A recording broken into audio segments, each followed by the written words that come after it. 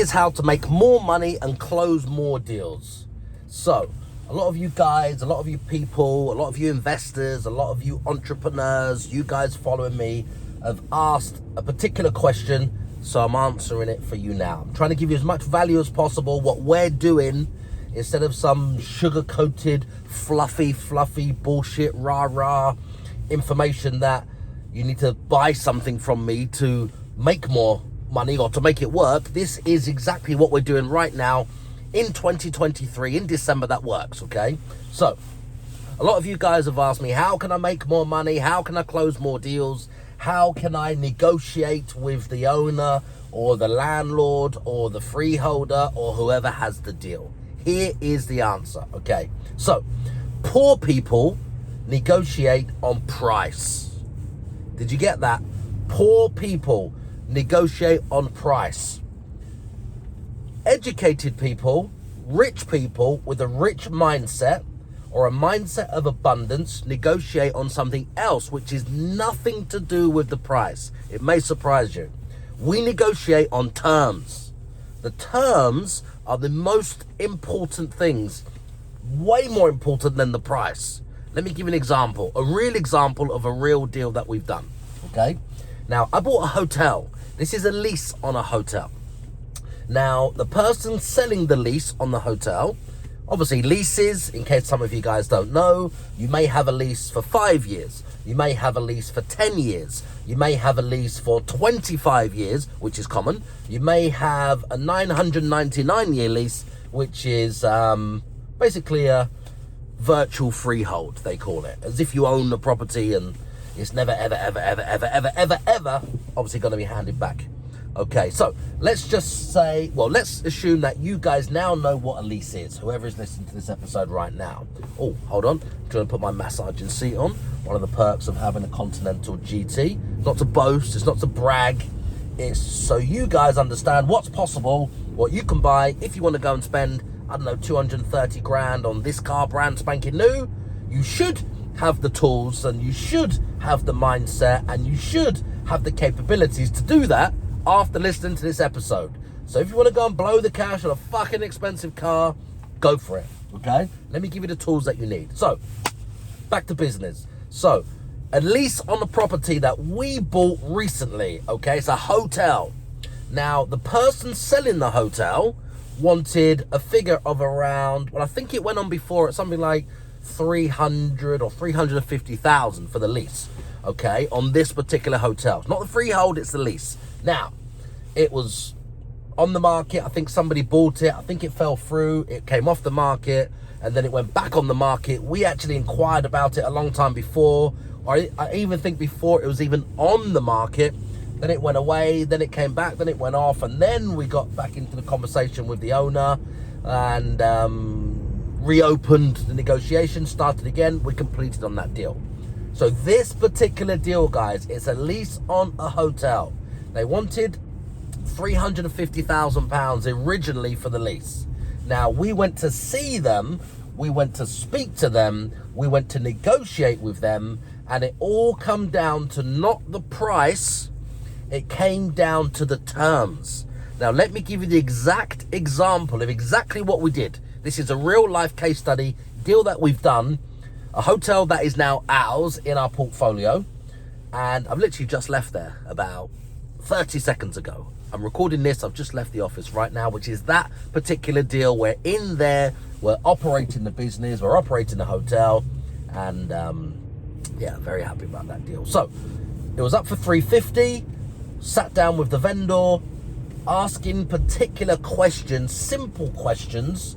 I don't want to make this sound any harder than it is. It's just asking the vendor, the seller, the owner, what they want.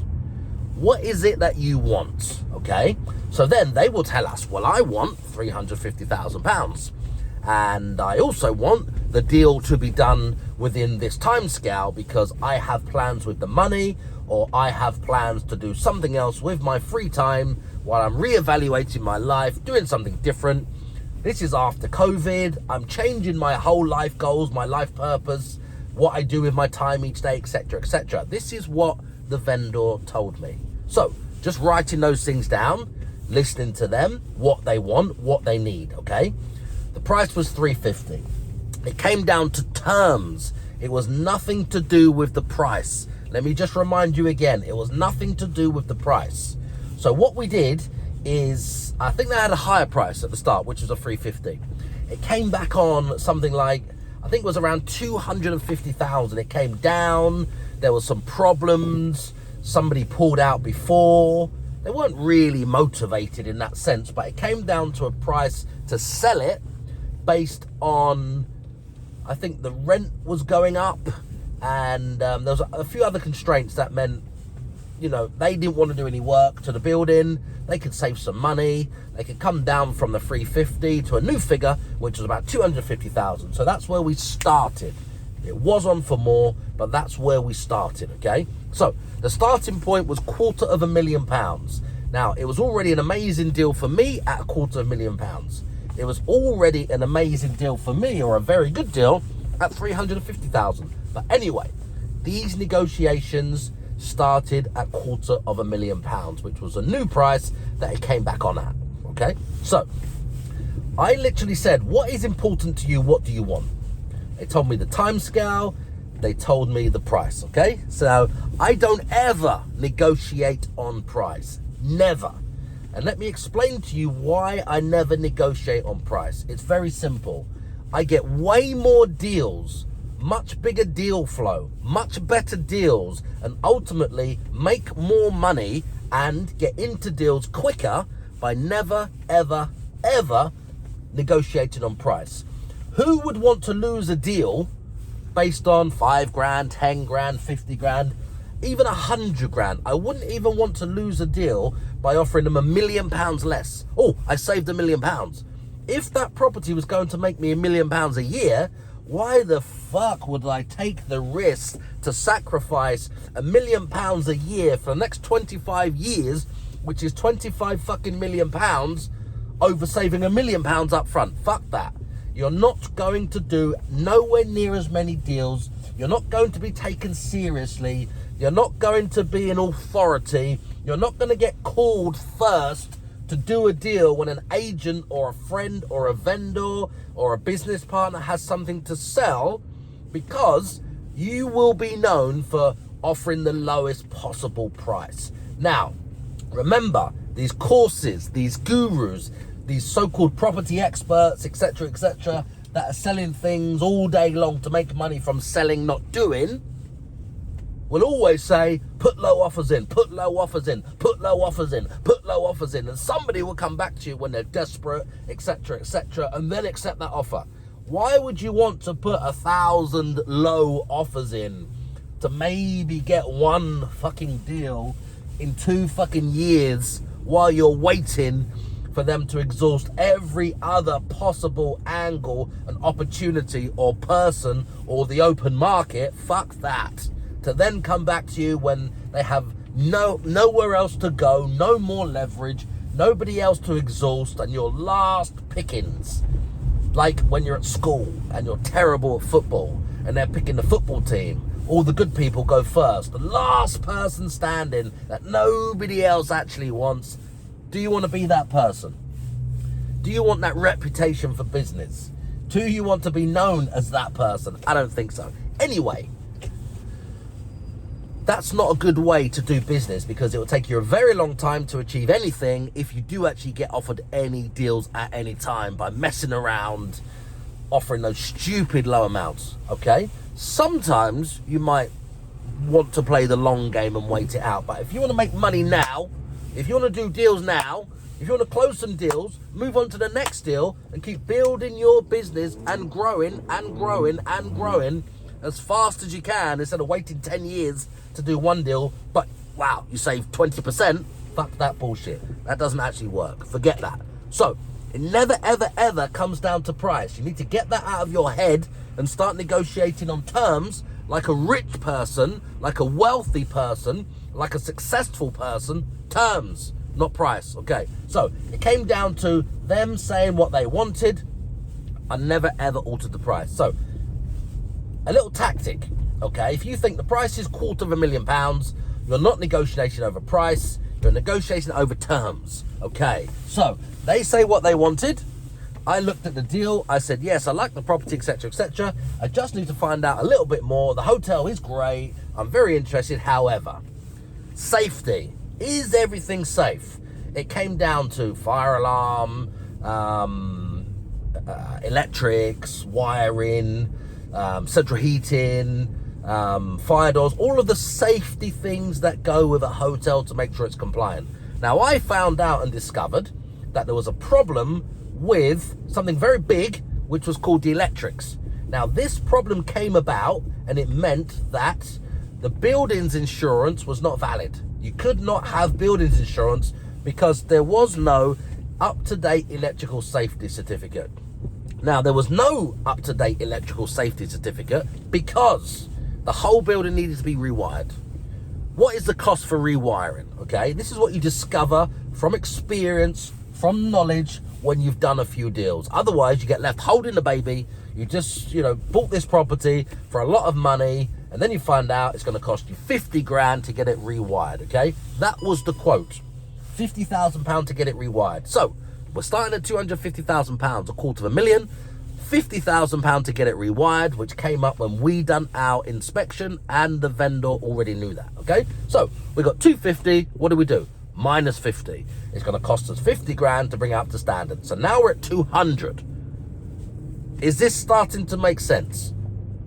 Are you guys getting this? We've now gone from £250,000 straight away to 200,000 because it needs £50,000 worth of work. Okay. Now, the next question, or something else that came to light, remember, we're negotiating on terms, not on the price. The next thing was, okay, so if it needs that amount of electric spent on it to make sure it's legal and it's compliant and it can reopen, okay, that's fine, that's £50,000. Now, what is the, hold on, I'm just doing a maneuver here, 1 second, it's very tight, trying to get around this corner, so a little bit of a distraction, a little bit of a break. Let's just get through here, boom, boom, some delivery guys. Okay, brilliant. So the next thing was the business that I was buying, which is wrapped around this hotel, which is another podcast for why I buy the business and not the lease. I buy the business and do something else with it. It makes a lot more money and it's a lot easier and it's a lot quicker. That's for another episode. Okay. Now, they owed some money. They owed something in the region of about 25 or 30,000 pounds in corporations tax that the business would owe. Now, that's exactly what they owed, but if you just think about it, any debts were buying the business, any debts, okay? So, we got a piece of paper, we wrote down the debts. It was about £30,000 for corporations tax. So it was at 200. We've now gone down, 250 to 200 because it needed 50 grand's worth of rewiring. We've gone from 200 to 170,000 because there's a £30,000 corporation tax bill. On top of that, they owed a bounce back loan of around about 50,000. So we take another 50,000 from the 170. We're now at 120. We're already at 50% off of the asking price, and we haven't even done what? Started negotiating. We're just asking questions. Remember, we're not negotiating on the price, we're negotiating on the terms, because we haven't got a poor mindset like some of these people. We haven't got a poor mentality. This is how rich people operate.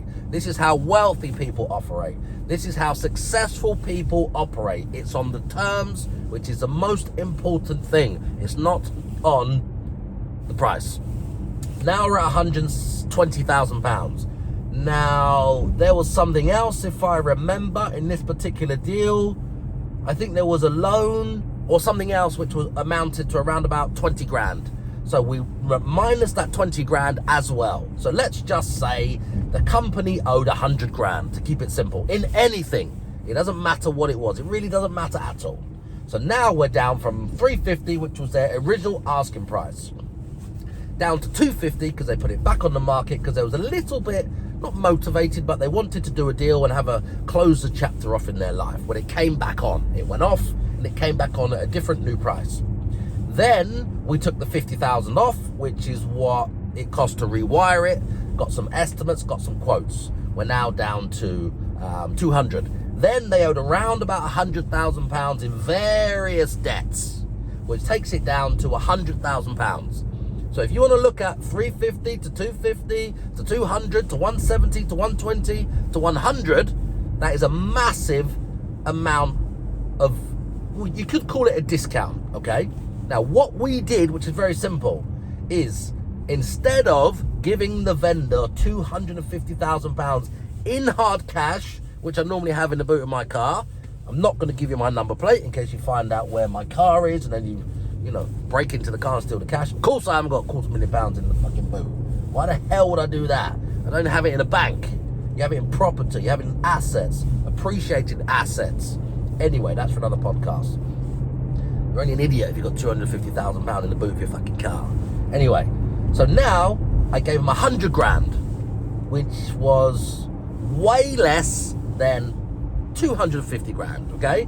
And I just done a deal, which is the terms. Remember, I did not negotiate on the price. I did not offer to reduce the price in any way. It was just a case of, you owe this, you owe this, you owe that, you owe this is the work to make it legal. Can we just agree to cross that off, cross that off, cross that off? I do all the work, no hassle for you. So you're making some savings, you haven't got the hassle, you haven't got the headache. I will take this hotel right now, I will do all the work. We've got some quotes, this is the number, let's just agree that figure, whatever it was, 47 grand, 50 grand for the work, for the electrics to rewire the building, and I manage the headache, I manage the builders, I manage electricians, I manage the compliance, I manage everything, make sure it goes smoothly, get all the certificates, and then we're all good. So you can just move on, no hassle. I will pay all the debts that the company owes, etc., this, that, the other, and I will also buy the company, deal with everything. So your name will come off the company, you have no liability, no responsibility whatsoever, so you're safe, you're happy, I've given you 100 grand, I'm now responsible for the company, I'm now responsible for all the debts. It doesn't even matter in your mind, the vendor, if I don't pay any of the debt, because you're now off the hook, I'm now the guarantor, etc., I own the company, etc., I'm responsible for all the bills, all the liabilities. So, do you see the power in this strategy? This comes with experience, it comes with knowledge, it comes with being through recessions, being through COVID, being through the ups and downs, investing in property for 23 years. For a very long time, I do not ever negotiate on price. In fact, I normally offer the people the exact amount of money they asked for or more. Many times, I offered the person more money. Hold on, let's just do this because this is a special bit of road.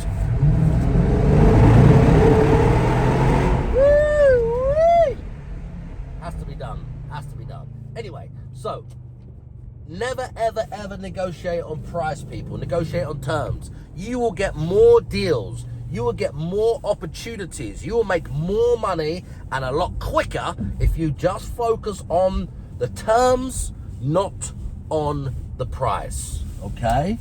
Wishing you guys all a great day. I'm now at the office. I'm here to make some more fucking money. I'm here to help more of you guys make some more fucking money. And I'm here to share, when I get into the office in a second, some more tactics, more tricks, more things, more structures, more strategies, more hacks that we're using right now and for the last 23 years that work.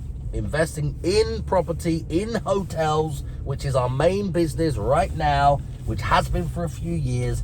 Investing in hotels to make as much money as possible. So, wishing you guys all a great day. If you like what you heard, subscribe. Don't fucking subscribe if you don't like it. If this episode will give any value to anybody that you know, that you like, that follows you, post it on your page, would you? And help this episode grow, help this show grow, help this podcast grow, help this page grow, wherever you're seeing it, okay? Boom, have a lovely day. Oh, this massaging seat. Yeah, baby, yeah. I wonder if you can see it. Can you see it moving? Oh, look. Can you see it? I'm not sure if you can, but anyway, it's beautiful, it's hot, and it's massaging. Bentley Continental GT, it's how we're rolling. Hot seats, hot massaging seats on the way to work. Feels good, gets you in the right frame of mind, gets you in the right mindset, ready to tackle the day. Boom, let's go. Pumped up. Look at the guns.